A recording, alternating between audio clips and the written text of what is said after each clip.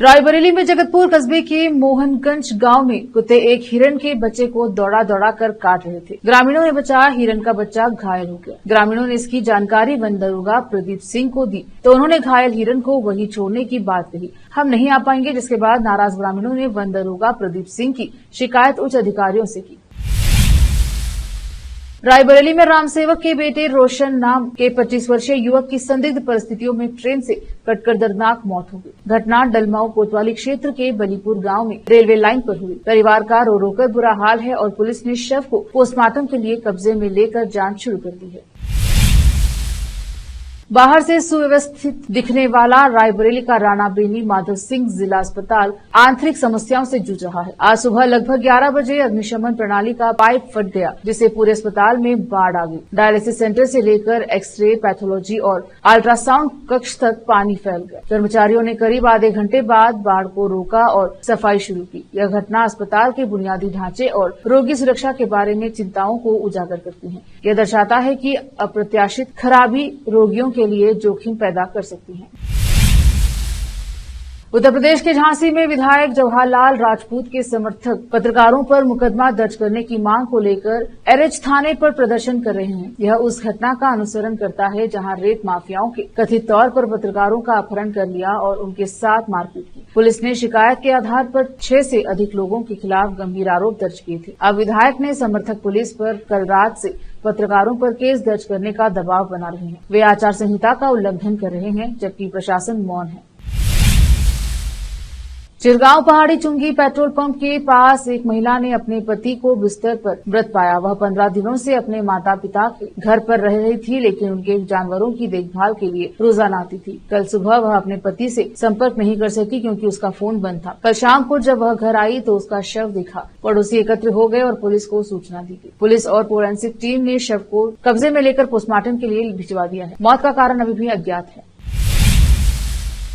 उत्तर प्रदेश के झांसी में Bundelkhand gas agency के मालिक गुप्ता जी प्रेमगंज सिपरी बाजार जैन डेयरी स्ट्रीट निवासी अपने पड़ोसी स्व एसपी श्रीवास्तव के परिवार वालों ने उन्हें कार से कुचलकर एक्सीडेंट कर दिया, जिससे उन्हें गंभीर चोटें आई। उन्हें इलाज के लिए अस्पताल भेजा गया। इस संबंध में पुलिस प्रशासन को मिली शिकायत पर संबंधित धाराओं के तहत मामला दर्ज कर कार्यवाही की जा रही है। रात करीब 2 बजे कबरई से गिट्टी लेकर हमीरपुर जा रहा ट्रक पैलानी तिराहा बस स्टैंड के पास पलट गया। सुबह 10 बजे जब ट्रक को निकालने के लिए क्रेन का इस्तेमाल किया जा रहा था, तभी उसमें अचानक आग लग गई। सुमेरपुर पुलिस व फायर ब्रिगेड की मदद से आग पर काबू पाया गया। उत्तर प्रदेश के गोरखपुर जिले के देईपुर गांव में एसडीएम चौरी चौरा प्रशांत वर्मा और सीओ नितिन तनेजा की संयुक्त छापेमारी में बड़े पैमाने पर डीजल चोरी का खुलासा हुआ। उन्होंने 2 डीजल टैंकर, कई अन्य वाहन, चोरी का डीजल और चोरी के उपकरण जब्त किए हैं। छापेमारी के दौरान अपराधी मौके से भाग गए। भाजपा जिला उपाध्यक्ष के चचेरे भाई का शव लापता होने के 3 दिन बाद यमुना नदी में मिला। शव को नदी से बाहर निकाले जाने पर परिजन सदमे में आ गए हैं, जिसके बाद पुलिस को हस्तक्षेप करना पड़ा। शव को पोस्टमार्टम के लिए कब्जे में ले लिया गया है। मामला सदर कोतवाली क्षेत्र का है। उत्तर प्रदेश के झांसी में एरएच के डेरा घाट पर हुई घटना से प्रभावित पत्रकारों ने गरौठा विधायक के बेटे पर फर्जी मुकदमे में फंसाने की साजिश का आरोप लगाते हुए डीआईजी, एसपी और डीएम को प्रार्थना पत्र दिया। उन्होंने 9 उदाहरणों का हवाला दिया, जिसमें 23 मई को एरएच पुलिस स्टेशन में विधायक के बेटे के नेतृत्व में पत्रकारों के खिलाफ झूठे मामले की मांग को लेकर प्रदर्शन किया गया, जिसमें धारा 44 लागू होने के बावजूद पुलिस निष्क्रिय रही। यदि 3 दिनों के भीतर कोई गिरफ्तारी नहीं हुई तो पत्रकार जिला मुख्यालय पर एक बड़ा विरोध प्रदर्शन करने की योजना बना रहे हैं और यदि आवश्यक हो तो राज्य स्तरीय विरोध प्रदर्शन करेंगे। आज भारी संख्या में हमारे गरौठा तहसील से पत्रकार झांसी आए। 2 दिन पहले एक वाकया घटा था। घाट से एक सूचना आई कि लिफ्टर से कोई मजदूर गिर गया और उसकी मौत हो गई। सूचना गलत थी, लेकिन चूंकि पत्रकार सूचना पर जाते हैं तो पत्रकार पहुंचे मौके पे और घाट पर पहुंचे।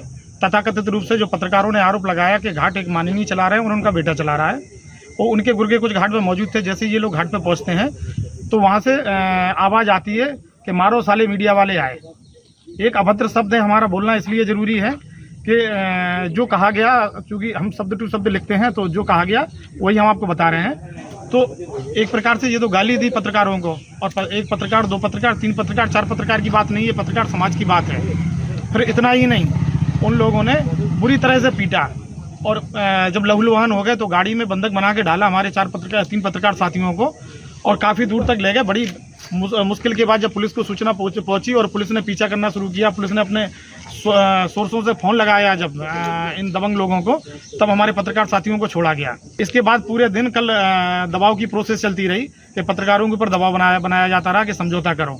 जब वो समझौते को तैयार नहीं हुए तो एक SC/ST वर्ग का एक व्यक्ति को लाते हैं और पूरा पूछ थाना माननीय के सपुत्र घेर लेते हैं, एरस थाना माननीय के सपुत्र घेर लेते हैं और घेरने के बाद दबाव बनाते हैं कि क्रॉस मुकदमा लिखा जाए, वो भी SC/ST एक्ट के तहत।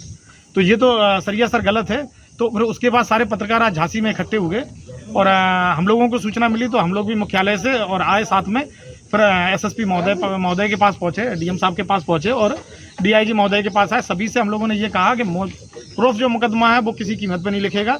अगर बाई चांस क्रॉस मुकदमा लिख जाता है तो हम झांसी में इतना बड़ा आंदोलन करके दिखा देंगे जो आंदोलन किसी ने नहीं किया होगा। ना हमें सत्ता पक्ष की जरूरत है, ना हमें विपक्ष की जरूरत है। आंदोलन ऐसा होगा जितने पत्रकारों पर मुकदमा लिखना और लिख देना बिंदास होके, चाहे इतनों पर लिख देना, लेकिन अगर क्रॉस मुकदमा लिखा तो झांसी पूरा चक्का जाम कर देंगे हम लोग और आमरण अनशन पर बैठ जाएंगे। और फिलहाल अधिकारियों ने हमें आश्वासन दे दिया है कि ऐसा नहीं होगा, निष्पक्ष जांच होगी और जांच कराई जा रही है। जो ज्ञात लोगों के अलावा जो अज्ञात हैं उनकी भी जांच करा के उनको भी आरोपी बनाया जाएगा और इसके अलावा हम लोगों ने उनकी गिरफ्तारी की मांग की है और हमें भी आश्वासन दिया गया जल्द से जल्द गिरफ्तारी हो जाएगी। अगर गिरफ्तारी नहीं होती है तो 2 दिन बाद हम लोग इकट्ठे होंगे और एक रणनीति बनाएंगे और इसके बाद अगर सब पत्रकार साथी शामिल होंगे तो हम लोग आमरण अनशन पर बैठ जाएंगे झांसी में। तो जी ये आमरण अनशन आपका झांसी जिले में चलेगा कि पूरे प्रदेश में रहेगा? देखिए, झांसी से हम स्टार्टिंग करेंगे, लेकिन शुरुआत में पूरा बुंदेलखंड दूसरे दिन इन्वॉल्व हो जाएगा। इसके बाद पूरे प्रदेश स्तर पर हम आमरण अनशन शुरू कर देंगे। यूपी के देवरिया जिले के देवा विधानसभा क्षेत्र के नवतप्पी इंटर कॉलेज रामपुरगढ़ के मैदान में शुक्रवार को भाजपा प्रत्याशी शांक मणि त्रिपाठी के समर्थन में चुनावी जनसभा को संबोधित करते हुए योगी आदित्यनाथ ने विपक्ष पर जमकर हमला बोला। उन्होंने कहा कि हमने माफियाओं का राम नाम सत्य किया है। इस चुनाव में एक तरफ राम भक्तों की टीम है तो वहीं दूसरी ओर राम भक्तों पर गोलियां चलाने वालों का गठबंधन है। यदि इंडिया गठबंधन सत्ता में आया तो फिर से माफिया व गुंडा राज लौट आएगा। भाजपा के राष्ट्रीय अध्यक्ष जेपी नड्डा ने आज शुक्रवार को बलिया के जनाडी स्थित मैदान में विपक्षी गठबंधन और नेताओं पर जमकर शब्द बाण चलाए। घमंडिया गठबंधन भ्रष्टाचार का गठबंधन है।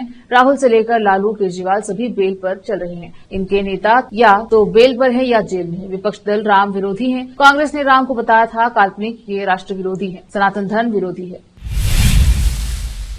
उत्तर प्रदेश जनपद संत कबीर नगर में लोकसभा चुनाव को लेकर सपा प्रत्याशी लक्ष्मीकांत उर्फ पप्पू निषाद ने जुबानी हमला करते हुए कहा कि बीजेपी सरकार जंगलों की सरकार है। इस सरकार में महंगाई चरम सीमा पर है। महिलाओं के सम्मान के साथ हमेशा खिलवाड़ हो रहा है। इस बार देश की जनता ने ठान लिया है कि इस सरकार को उखाड़ फेंकने का काम करेंगे तथा पूरे देश में इंडिया गठबंधन की सरकार बनाएंगे।